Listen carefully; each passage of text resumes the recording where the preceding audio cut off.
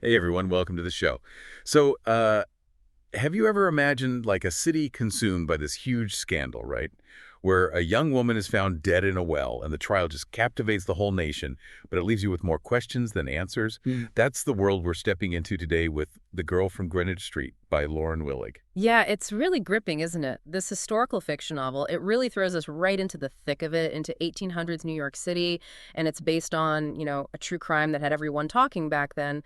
The story revolves around Elma Sands and her mysterious death and the trial of this carpenter, Levi Weeks, who lived in the same boarding house. And it was you guys, our awesome listeners, who brought this book to our attention. And I totally get why. There's this enduring mystery surrounding Elma's fate that just draws you in. And for me, what really stood out was the way Willig brings 1800s New York to life. Like you can practically feel the energy of the city, but also this sense of almost like a closed-off community, Hmm. especially in those boarding houses, and the way the legal system was still kind of finding its feet. And then you have figures like Alexander Hamilton and Aaron Burr getting caught up in it all. Oh, absolutely. She's a master at weaving these intricate characters, each with their own secrets and motivations. And it's all set against this backdrop of a city that's right on the verge of huge change. The tangled relationships, the constant gossip, it all keeps you guessing, trying to piece together what really happened. And even though Willig creates this really satisfying story, just like in the historical records, the absolute truth about what happened to Elma in those final moments, it's still a mystery. I mean, that's part of what makes this such a good story, right? Even though it's rooted in history, the mystery remains. Yeah, that unresolved feeling, that not knowing for sure, it really sticks with you. It makes you think about, how much we can truly know about the past, how we're always relying on interpretations and the stories we tell ourselves. For sure. So, for its atmosphere, its characters, and this thought-provoking look at a historical mystery, we're giving The Girl from Greenwich Street a solid 4 out of 5 stars. Yeah, 4 out of 5, I agree. Okay, so let's dive deeper into this, shall we? Now, when you guys first suggested this book, you mentioned being particularly intrigued by, well, the social dynamics of New York City back then. And it's true, Willig really captures that. What aspects of that would you say really jumped out at you? Well, it's amazing how Willig uses this seemingly small, confined space of the boarding house to show us this really rigid, almost unforgiving social hierarchy that existed in early 19th century New York. Like Elma's desire to marry well, to kind of escape what she sees as the limitations of her Quaker upbringing and her current situation. It speaks volumes about the dreams and the restrictions placed on young women back then. There's this almost like longing in her for the kind of elegance that someone like, say, Mrs. Church represents. It highlights just how stark those social divides were. Yeah, it's not just about sharing a house, is it? It's this constant awareness of where you fit in this very clearly defined social ladder. Exactly. It was like navigating a minefield. Yeah. One wrong step and your reputation, your future could be ruined. And that longing that you mentioned, it comes through so strongly in Willig's writing. The way Elma kind of withdraws almost into herself when, that summer warmth fades and everyone comes back to the boarding house, you really feel a sense of her isolation and maybe even a growing, disappointment with her life, as if she can already sense that the future she hoped for is slipping away.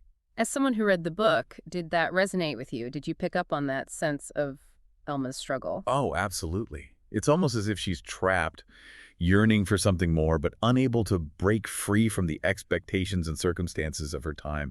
It's heartbreaking. And, there's also Caddy, the woman running the boarding house. She's trying to balance, the demands of a business with the constant fear of scandal, always trying to avoid being labeled a bawdy house. It shows just how vulnerable women were then. Yeah, her livelihood. Everything was at stake. It really was. It wasn't just about running a boarding house. It was about survival in this incredibly moralistic and judgmental society. It's interesting, isn't it?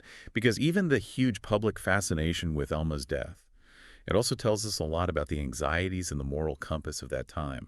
Even without, our modern 24/7 news cycle, the way gossip spread and how quickly people seemed to decide that Levi was guilty, it's pretty remarkable. What do you think that says about the early 19th century? Well, I think it shows the power of community, but also how easily narratives could take root, especially when you had these underlying anxieties about things like morality, seduction, and the idea that a young woman's virtue was so easily tarnished. The fact that, as Willig writes, Greenwich Street was heaving with people just because of a rumor, well, it shows how this tragedy went beyond just one person. It became a public spectacle. And then you have these big figures like Alexander Hamilton getting involved, which only intensified the scrutiny. Right.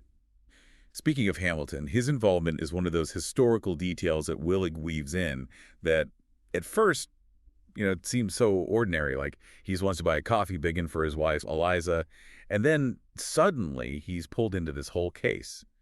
What do you think motivated him to get so involved? Well, I think you have to consider Hamilton's personality. He had the sharp legal mind, and the complexities of this case would have intrigued him right away. But beyond that, I think his concern for his wife, maybe even a bit of competitiveness, knowing that legal rivals like Livingston and Burr were involved in the defense, it probably played a role. And there's that line where he talks about the need to leave no doubt in a case concerning a man's honor. That resonates with his own past, his understanding of how important public image was. It makes you think he saw this as more than just a local case. And then there's Aaron Burr. His involvement, it seems almost calculated right from the start. Like he saw an opportunity, maybe even a political one, in defending Levi, especially with Hamilton showing interest. What are your thoughts on Burr's motives? Oh, Burr. He was a master strategist. Historically, we know that, and it shows here. The way he assures Hamilton that the Manhattan Company, this venture they were both part of, wasn't a political tool, while at the same time using it to advance his own party's agenda, it's classic Burr. And then he brings in Livingston, another brilliant legal mind, to join the defense, and he participates himself.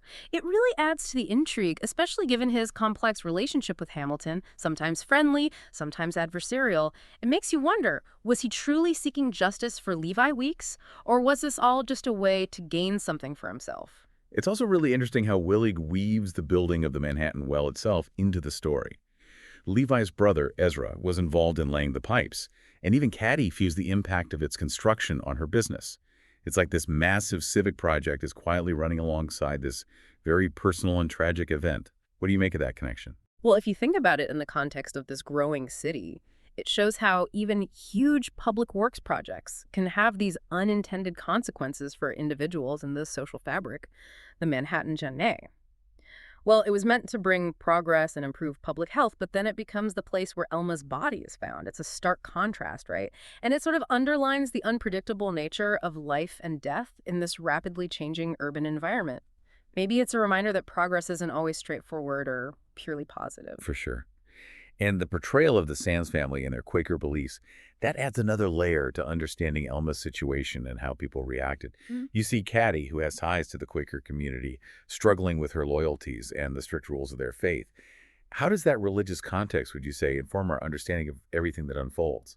The Quakers really emphasized community and moral uprightness, and they had very specific views on things like relationships before marriage and children born out of wedlock. All of that would have heavily influenced how people saw Elma. Caddie's inner conflict, torn between her affection for Elma and what she's been taught, is right. It's really powerful.